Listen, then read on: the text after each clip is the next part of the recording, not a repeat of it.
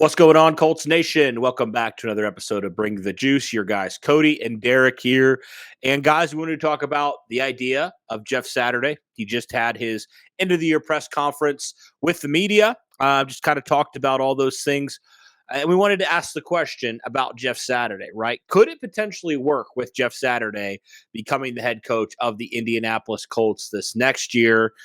Uh, Derek, let's just kind of jump right in, man. I know you did earlier today when we were recording, kind of a reaction to Jeff Saturday's presser. What were some things that you took away from that presser? I felt that Jeff Saturday was very aware of, the circumstances that he came into with this. And it's clear that he wants the job. He stated that I want to be here. That's my plan. And, was telling, giving people explanations as to why that is, bringing up the idea that, I was brought into this system when it was already broken, and the fact that it remained broken should not be held against me. Basically stating that I was brought into a broken system and that, I have ideas for how to fix it. I couldn't fix it during the end of the season.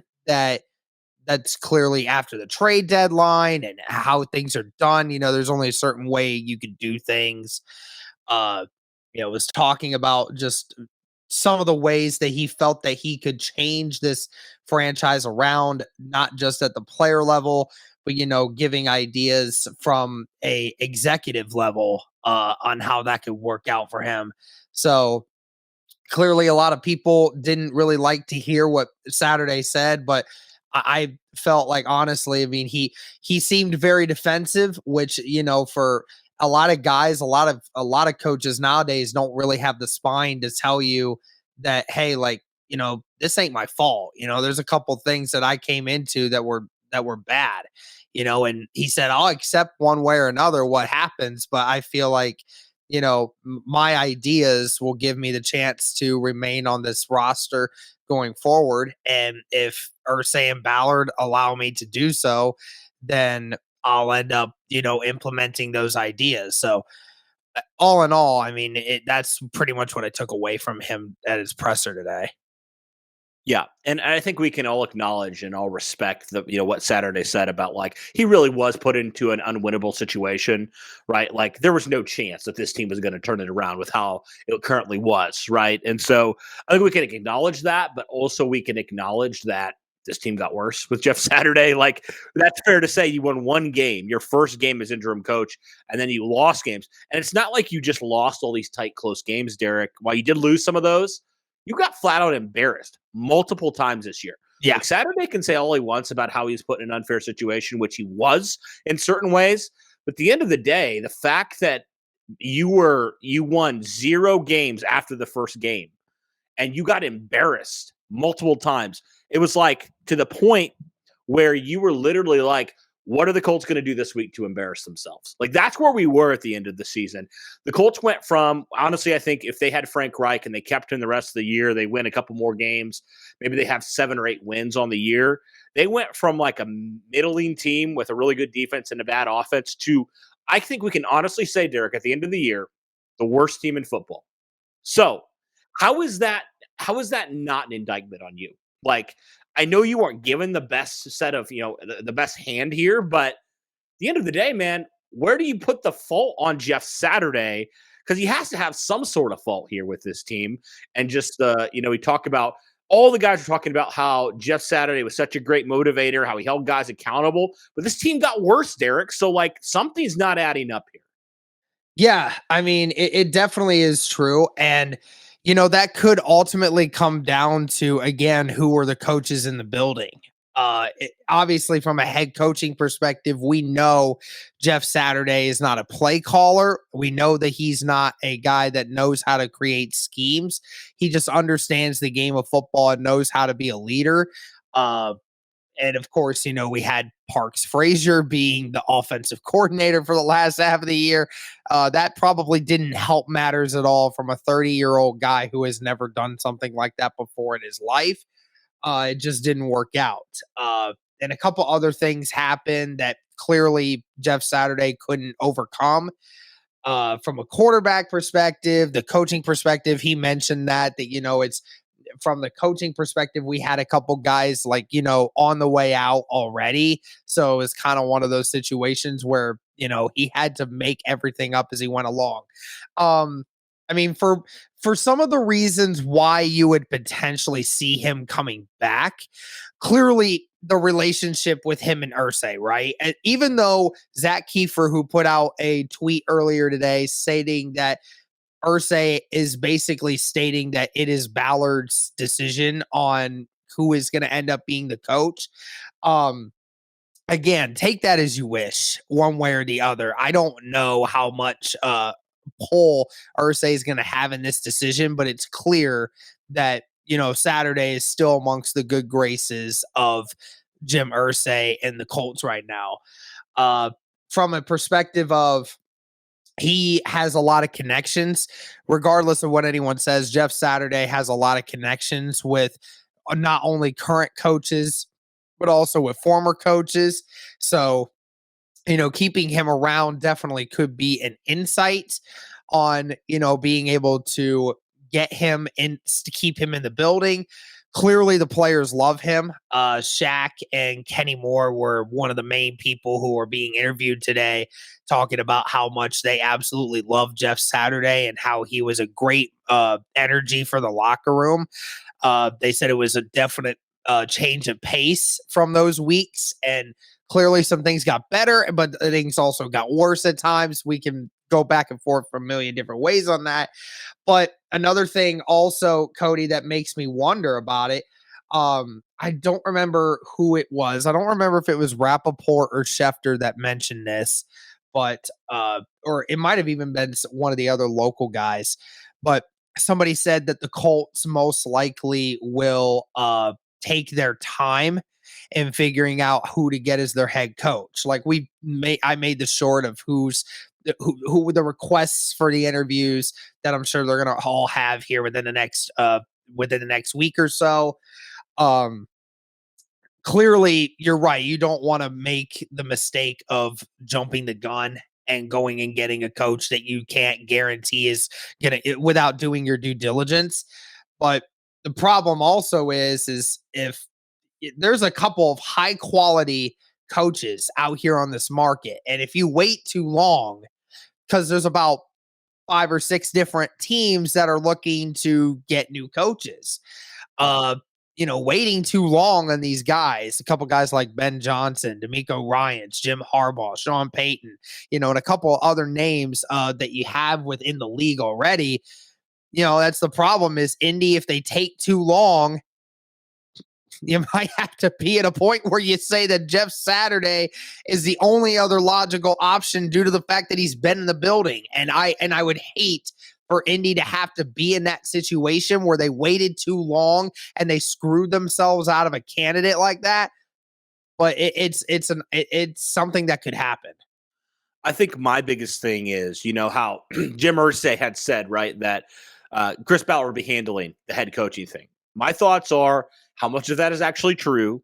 How much is Jim Irsay saying that, but then we'll put his hand in if he doesn't like what Ballard's doing, kind of like what we saw with the Frank Reich and Jeff Saturday situation in the first place. I think if truly it is Ballard's decision, Jeff Saturday isn't even a thought. I'm going to be honest. Yeah. I don't see any scenario. What has he proven? I know he had an impression on some players, but a lot of guys can have an impression on players. Exactly. And you're right. There's so many qualified guys here that would make so much more sense for the Colts moving forward, especially since we all assume you're going to draft a young rookie quarterback. You're going to potentially interview 2 guys that are the top offensive minds, right, on the market right now, in Shane Steichen and then also in Ben Johnson. So I personally think yes, you need to basically look at all the potential candidates and really ask yourself, are we okay settling with Jeff Saturday? Are we really okay with that? Because there's so many other guys who have been there, done that, right? In terms of not head coaching experience, but coaching experience and actual, legit at the NFL level. So I really hope that that's what the Colts decide to do. They take their time, but they don't take too much time, like you said, where these guys are gone, right? I really hope, because there's a lot of good candidates, right? Talk about Sean Payton, which honestly I don't think that's really a reality, unless you're willing to trade, a first round pick for him, which I don't think the Colts are in a position to do that. Right. Or D'Amico Ryans, Jim Harbaugh. We talked about those two guys the Colts are interviewing, a couple other guys who are interviewing. So there's a lot of good candidates out there, which I think is a good thing for the Colts. And right now, I think there's 5 or 6 head coach openings right now. I know, Cliff Kingsbury got the cut earlier today on a Monday. So there might be a few more dominoes that might fall, but all things considered, I really think the Colts are in good position here if they don't screw it up and get in their own way, and Jim Irsay doesn't get nostalgic and just completely do what he did with Jeff Saturday hiring in the first place, which is just completely ridiculous the way he handled that, in my personal opinion. I just hope that he does what he's done normally. I hope he just hires or lets Ballard. If Ballard's going to be there, so be it. Like, we have our issues with Ballard, but let him do his job. Mm-hmm. Let him find his guy. Because I know Ballard, we've talked about, scary because he would have hired Josh McDaniels, right, if he hadn't backed out, and that would have gone bad. But, he's never hired his first choice. So I'd be interested to see what happens with that. And if you're going to do it, I guess, let Ballard dig his own grave, or let him succeed. I think at that point, I'd rather than do that. And then if it just turns out to not work, then it doesn't work and you move on in a couple of years, right? But don't Irsay needs to do that. Do not meddle, Mr. Irsay. Please. Yeah. We cannot handle it. Irsay needs to allow Ballard to do what the GM needs to do. And if you know what, and he messes up, and this head coach that he hires just looks flat out ridiculous, and your team doesn't improve offensively the next year, as much as I hate that we do something where we give coaches only 1 year and then can them. I mean, the Texans have been doing that, what seems like, over the last 5 years. Right. But then again, the Texans haven't had a quarterback since Deshaun Watson, and Watson hasn't, been playing for the last 2 years. And so they haven't given them a position to even attempt to see if something's going to work in their favor. But like you said, it needs to be a Ballard thing. If you're right that Ballard's going to stick around and you want him to do that, then you need to allow him to pick the guy that needs to be done. And then if Ballard messes that up again, because, he messed up the first time hiring McDaniels. We got lucky with the fact that McDaniels left us hanging 12 hours after signing. But, if Ballard messes up again and signs a bad head coach, then, you can either tell him okay, so it's no longer ever your decision to hire a coach here because you clearly can't do it right. Then that's fine. You delegate that responsibility to somebody else. But the right head coach needs to be a thing. And again, what you're talking about with Saturday, we mentioned some of the pros or some of the reasons why he would be brought back. I mean, again, when you talk about some of the reasons why he wouldn't be, again, there's a lot of qualified dudes out here that could immediately make this Colts offense that much more prolific without even adding a coordinator. Like Ben Johnson and Shane would definitely be two guys that would come in immediately, and that Colts offense, without even adding a single player, immediately gets better. Immediately, without even changing anything. So that sort of thing is so huge and so pivotal for how you want to do things from an offensive perspective. And I just think that, again, it comes down to it. We keep talking about the leadership thing. I understand. Nobody is questioning that Jeff Saturday doesn't get his players fired up, and that there's probably few guys that ever love the horseshoe more than Jeff Saturday. But at the end of the day, even game management wise, Jeff Saturday definitely had his faults in those first 8 games. And clearly it's first 8 games. It's kind of hard to sit here and say, oh, well, we expected him to be perfect, but there were definitely a lot of flaws. I just think that there are a bunch more guys out there that could definitely do the job better and aren't still learning on the fly. a lot of these coordinators, they're going to be in a position that they haven't been in before, but they've also been around the NFL game from a coaching perspective a lot longer, understand the game management a little bit better. So I think that, and like you said, when it comes to the new quarterback that you're thinking of bringing in, I don't know how much I trust Jeff Saturday to develop him. Right. Jeff Right. Saturday is the big one. I don't doubt that Jeff Saturday, from a leadership perspective, can keep that QB's head on straight. No question about that. The only problem is how long it would take to develop. Do we want a quarterback that's going to take 3-4 years to develop, maybe 5 years? Or do we want a quarterback that within year 2 is going to already start looking like he's going to be an improved product? And that's where somebody like a potential Ben Johnson or another offensive minded guy could probably do for them. I mean, let's just look at some of the young quarterbacks, right, that are around the league that have developed, right? I mean, the most recent one is obviously Trevor Lawrence, right? He goes from possibly the worst coach of all time in the NFL, and Urban Meyer, to, Doug Peterson. And you look at the strides that he has made. Yeah. Like, that is why I think it is so critical for a young quarterback to get him. If you go defensive coordinator, like if you go DeMeco Ryans, for example, but you get a really good offensive coordinator that'll work with him. It's so important to get a guy that's going to figure out how to get the best out of the young quarterback, right?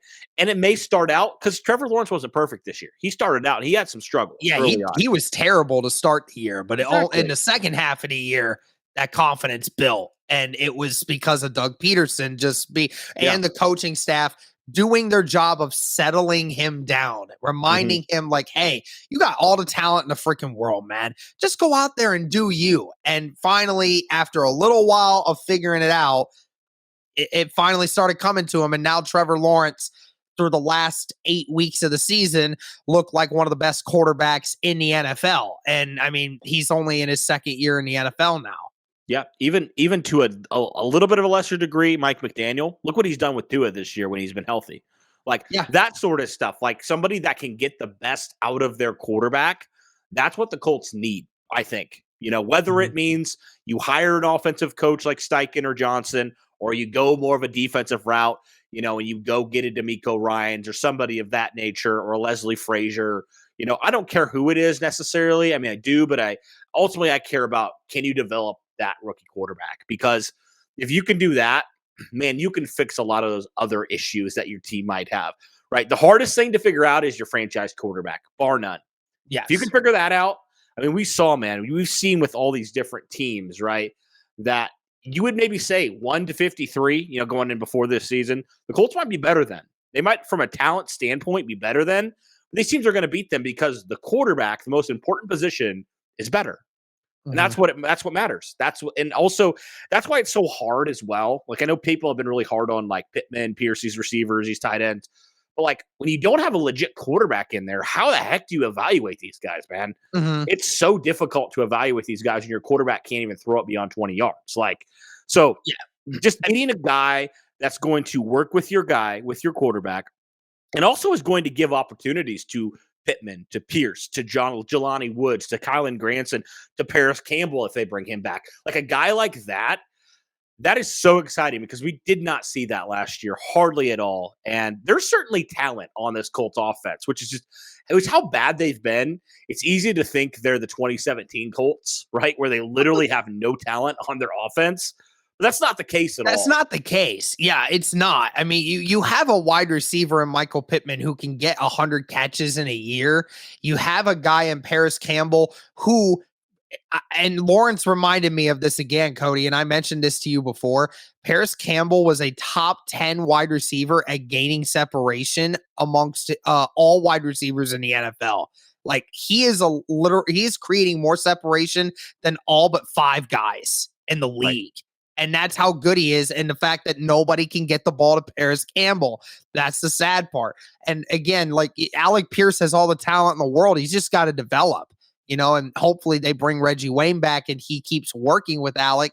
I mean, and then Jelani's a physical freak. I can only imagine, like, I would love to see a guy like Ben Johnson be able to understand how to get these guys open, not only in the middle of the field, but down the field as well, knowing if you can have a quarterback that can throw the ball 50 yards, that being able to throw a lot of those different ones and being more risky and knowing how to create separation with play design, that is so important. And I just think that the Colts didn't have that all year, and it cost us a lot of games. And I mean, I could only imagine a better offensive minded coach with a better quarterback, even a young quarterback, a quarterback with an arm.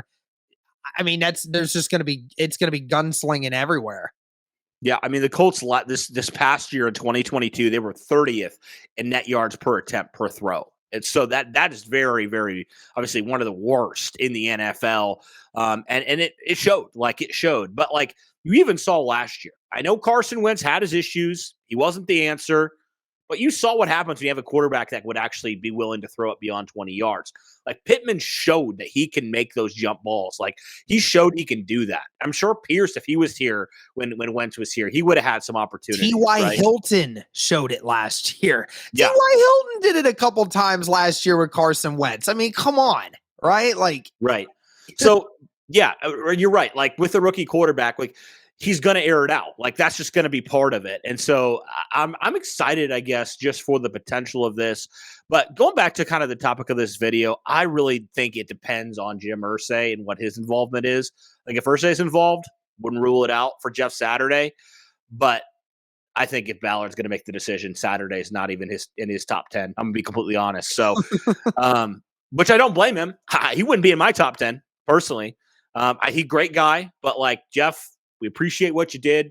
You can go right off in the sunset, go back to your job, talking about football. We're good. Or you can stay with the team in a different role. Like if he was the offensive line coach, great. Perfect. The offensive line got better when he was here. I'll say that. For all the faults of this offense, the offensive line got better. Bernard Ryman looked really good. And, they weren't great, but they were better than they were. So, yeah, I mean, whatever that looks like, I just don't think it'll be head coach. It shouldn't be head coach, but it all comes down to the owner. It really does.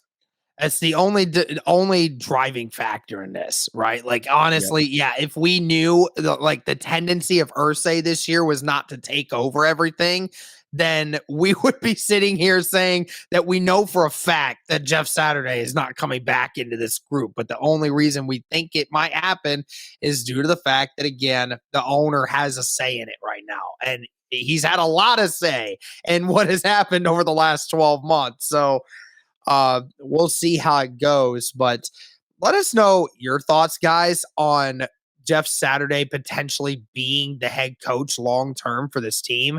What do you think? Do you think that Irsay is going to help keep that around, or do you think that Ballard is not going to allow that to happen and that there will be a new head coach in Indianapolis for 2023? But let us know your thoughts, guys. Thank you so much for tuning in. And as always, guys, go Colts.